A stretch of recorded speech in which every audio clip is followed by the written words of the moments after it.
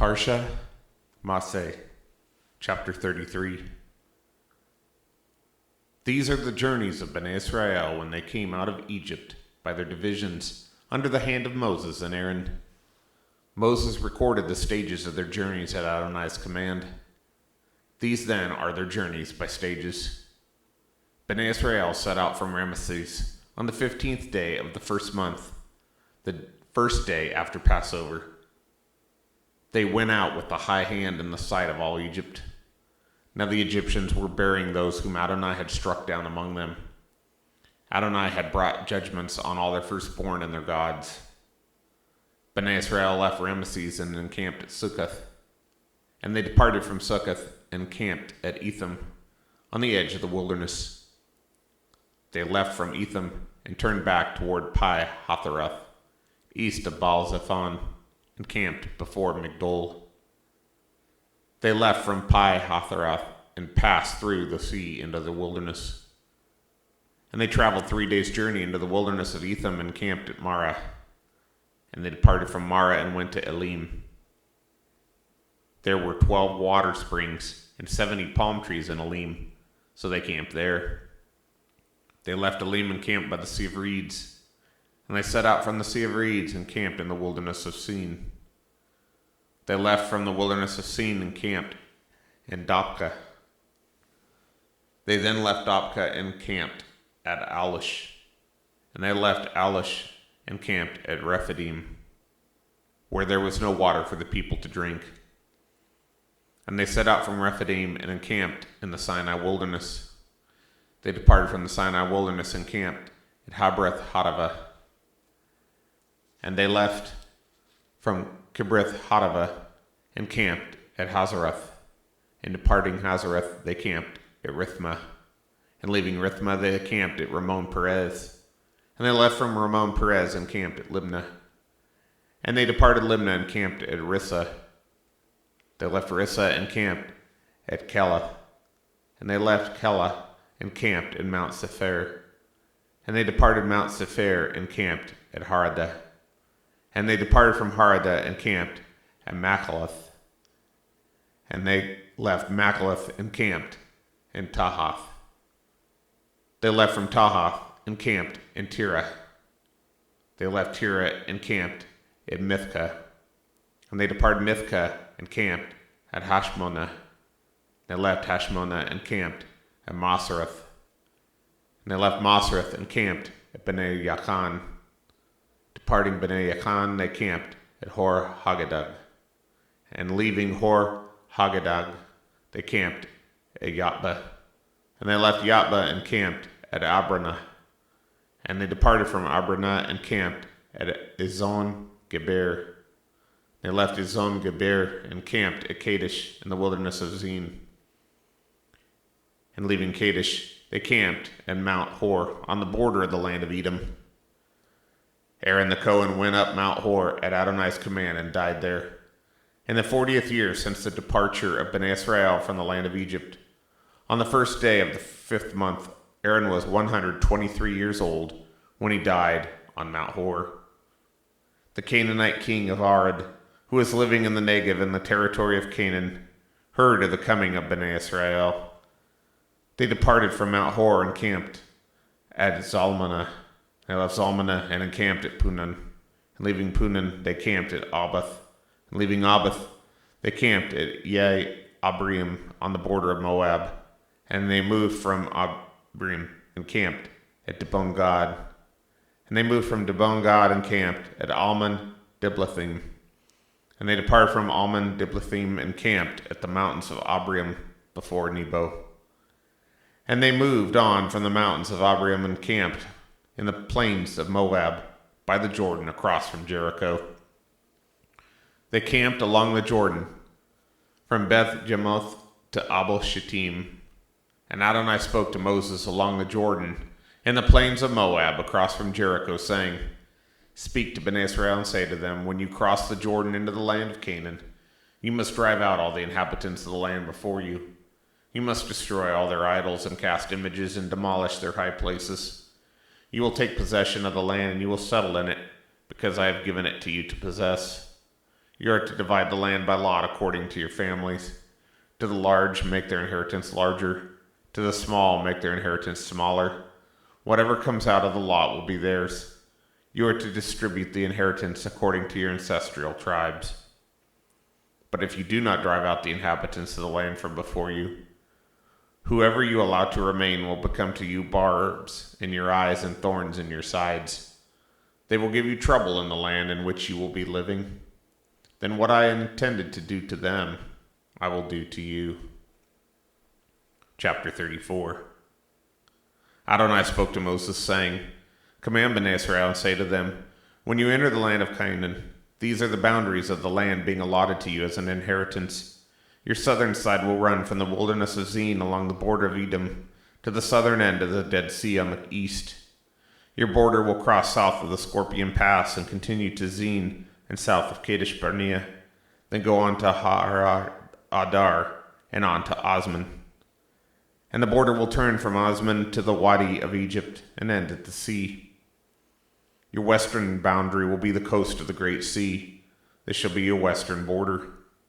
Your northern boundary will be running a line from the Great Sea to Mount Hor, then from Mount Hor to Levo Hamath, and the boundary will go to Zeded.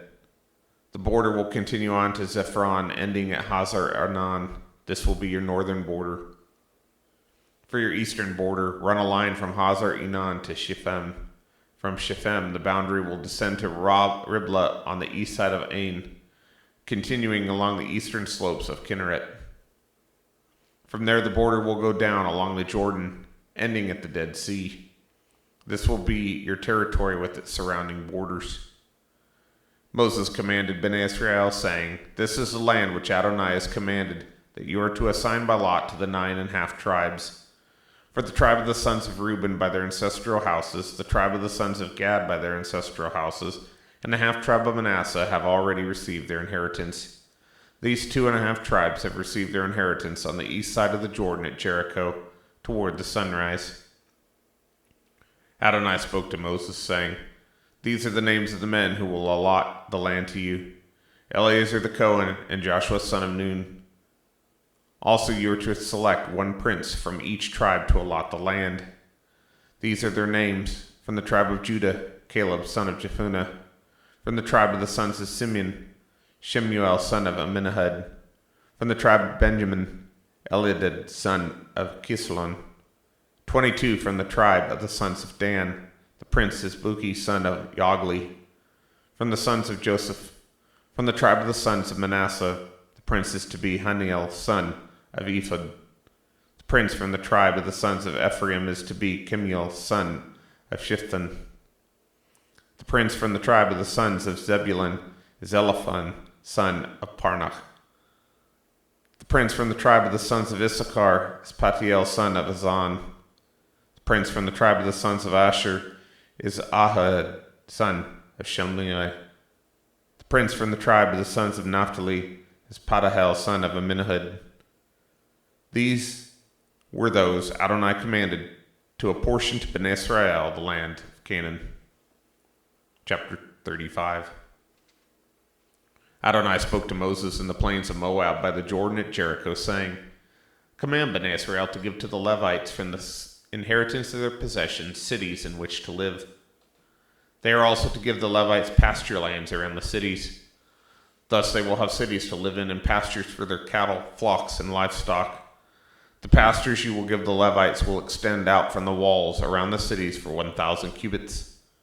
You are to measure outside the cities 2,000 cubits on the east side, 2,000 cubits on the south side, on the west side 2,000 cubits, and on the north side 2,000 cubits.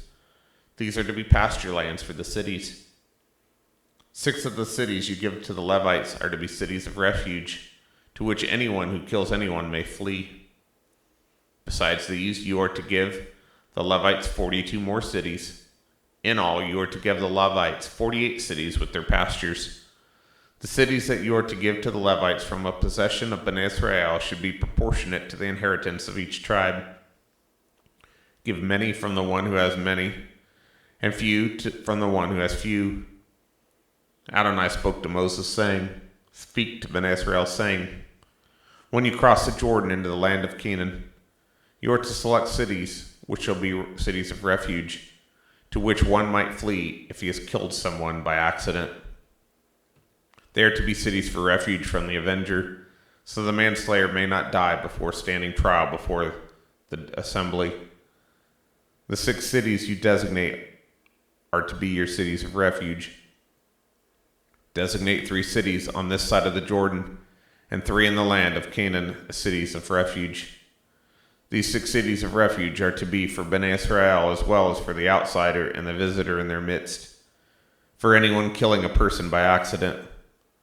Now if the manslayer strikes someone with an iron object so that he dies, he is a murderer, and the murderer must die. If anyone has a stone in his hand that could be deadly and strikes anyone with it so that he dies, he is a murderer and must die. Or if someone has a wooden object that could kill and strikes anyone so that he dies, he is a murderer, and the murderer must be put to death. The blood avenger himself may put the murderer to death. When he finds him, he is to kill him. If anyone pushes someone maliciously or throws anything at him with deadly intent, or with hostility hits him with his fist so that he dies, the one hitting him is a murderer. The blood avenger may put the murderer to death when he finds him. But if he pushes him suddenly or throws an object at him with no intent, or without seeing him should drop a stone on him resulting in his death, but he was not his enemy and intended him no harm, the assembly must judge between the manslayer and avenger of blood according to these regulations. The assembly must protect the manslayer from the avenger of blood. The assembly should send him back to the city of refuge to which he had fled, and he is to remain there until the death of the Kohen Gadol, who was anointed with the holy oil. But if the manslayer should go outside the city limit of his city of refuge to which he had fled, and should the blood avenger find himself outside the city limits of the refuge city, the blood avenger may put him to death without being guilty of his blood. The manslayer must stay within the city limits of refuge until the Kohen Gadol dies, and after the death of the Kohen Gadol, the manslayer may return to his property. These are to be the statutes of justice for your generations in all your dwelling places. Everyone killing anyone shall be put to death as a murderer, only on the testimony of more than one witness. No one is to be put to death on the testimony of only one witness. You are not to accept ransom for the life of a murderer. He deserves to die, and he shall die. Do not receive a ransom for one who has fled to his city of refuge, allowing him to return to his land before the Kohen Gadol's death. You are not to pollute the land in which you are. Blood pollutes the land, and no atonement can be made for land polluted by bloodshed except by the blood of the one who sheds it. You are not to defile the land where you live, where I dwell, for I dwell among Bnei Israel. 36. The heads of the ancestral family of the children of Gilead, son of Machir, son of Manasseh, from the sons of Joseph, came and spoke before Moses and before the princes of the chiefs of the fathers of Bnei Israel. They said, My lord Adonai commanded to give the land by lot as an inheritance to Bnei Israel. My lord was also commanded by Adonai to give the inheritance of our brother Zelophehad to his daughters. If they become wives of men from other tribes of Israel, their inheritance will be taken from our ancestral inheritance and added to the inheritance of the tribe into which they marry. So it will be deducted from the allotment of our inheritance. And when the Jubilee year comes, their inheritance will be added to the inheritance of the tribe into which they marry and deducted from the inheritance of our ancestral tribe. Then Moses commanded Bnei Israel at the mouth of Adonai, What the tribe of the descendants of Joseph is saying is correct. This is the word Adonai commands for the daughters of Zelophehad, saying, They may become wives to whomever they please, as long as they marry within the family of the tribe of their father. So no inheritance may be passed from tribe to tribe among Bnei Israel. Each one of Bnei Israel will keep the inheritance of the tribe of his ancestors. Every daughter receiving an inheritance in one of the tribes of Bnei Israel shall marry within the family of her father's tribe, so that Bnei Israel will each possess the inheritance of his fathers. No inheritance may pass from tribe to another tribe. For each tribe of Bnei Israel is to keep his inheritance. So Zelophehad's daughters did just as Adonai commanded Moses. Zelophehad's daughters, Mahlah, Tirzah, Haglah, Milcah, and Noah, married sons of their uncles. They married within the families of the sons of Manasseh, son of Joseph, and their inheritance remained within the tribe of their ancestral family.